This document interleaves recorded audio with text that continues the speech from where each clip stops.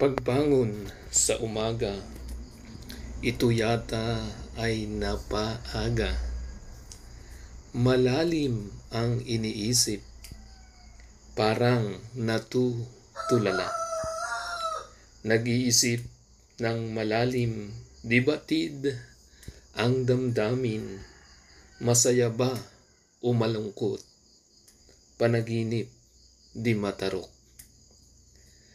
Katahimikan ng madaling araw, nasa isip di matanaw. Ano ang aking gagawin sa oras na madaling araw? Nag-iisip, nagtatanong, saan ako patutungo?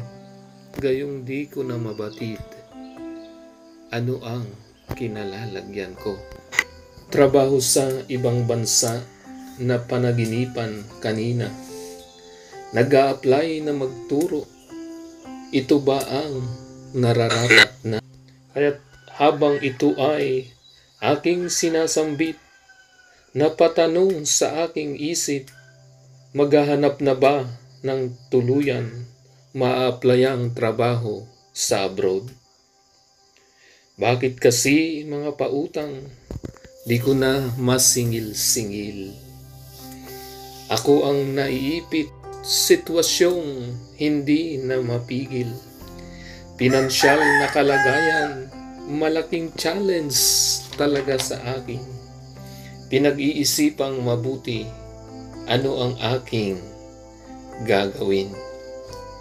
Sabay-sabay na gastusan, kita ay hindi sapat. Anong mali sa ginagawa ko? Kailangang magbago ang takbo. Maghahanap ng alternatibo, kita dapat ay mapalago. Ano ang gagawin upang buhay ay maging produktibo? Batid ko na ganito ang buhay dito sa mundo. Punong-puno ng pagsubok, kailangan ito ay ma-resolve. Mahirap man sa kasalukuyan, ito ay kusang matatapos. Kailangang maging matatag, puspos na paggawa at diskarte, determinasyon, hindi kailanman mapapagod.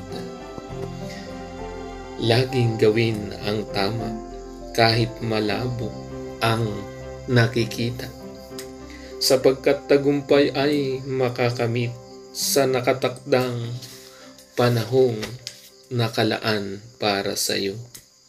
Huwag susuko, laban lang. Ang darating ay kusang para sa iyo. Matatapos ang pagsubok kapag ikaw ay hindi susuko. Ikaw na nanonood, punong-puno rin ng pagsubok. Di ka nag-iisa, marami ring katulad mo at katulad ko dito sa mundo, punong-puno ng hugot.